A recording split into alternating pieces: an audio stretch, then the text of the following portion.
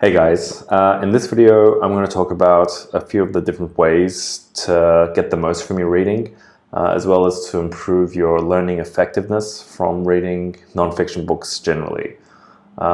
Before getting started, I'd say the most important thing is just in making sure that the book you're reading is actually an amazing one. There are so many great books out there that it just makes no sense to waste time on the mediocre books. So I would say invest a little bit of time in researching the books and just figuring out what the best ones in your field or interest are, and then starting with those.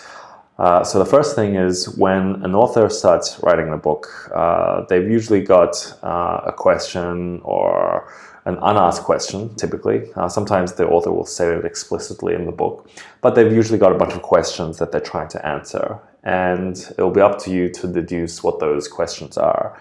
And you can do that by carefully considering the name of the book, by reading the back and front covers carefully, by looking through the table of contents to see how they've structured the information, and also by looking at the book summaries. So searching the book summaries on the internet and just seeing what the overall sort of thrust of argument's about, as well as reading the last chapter to where the author might summarize the list of ideas and arguments in a succinct form.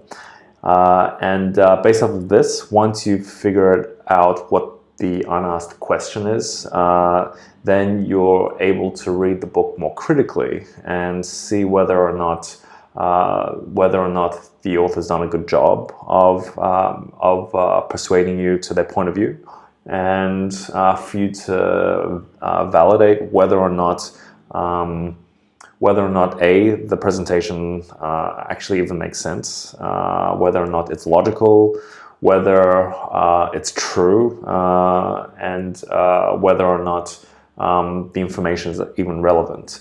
So I guess one of the things that this will enable you to do is, as you're going through the book and you're considering these things, it will make you a much more critical reader and generally a much better learner as well, and that you'll be able to relate to the information on a deeper level and not just read, without an aim and blindingly accept everything. Now, the second thing is what I call the total immersion method. And with this, the idea is to, and you're not going to be able to do this with classical books, only with sort of books that have been written recently. And the idea is to consume all the available mediums. So the author may have done an interview, a podcast, a TEDx talk, some YouTube videos, written some blog posts. The idea is really to try and get to know the author as a person, as if you're trying to get to know them as a friend, so that you feel like you're getting more intimate with their sort of thinking, and to be able to answer the question like, what would the author do in this specific situation? So I would say that the more you've done this, the better you're able to answer that question, and the more you're able to come to terms with that author in terms of how they'll view certain situations. And whether or not you agree with them is a different story. The idea is just to really get to know their point of view, just to really know how they think about certain things. And then you can decide whether or not they are accurate, whether or not they represent reality, whether or not it's something you agree with. The third thing is, so after you've read the books, I find writing these on physical index cards to be very useful. The reason is because you're limited in terms of how much space you can use, so you have to be very concise as opposed to copying and pasting everything on your computer. And then you have to write it in your own words, and so you're really forced to think about what it is that you've just read. And if you have gaps in your understanding, that will usually come through when you're trying to write very concisely. And an additional benefit is that you'll be able to remember that information a bit better if you're writing it down. and for very important pieces of information. You can also use spaced repetition software. The most popular one is one called Anki. And for things that I find very valuable, for things that I want to internalize, I'll just put them onto Anki, and I'll learn and internalize any information that I find very valuable through here.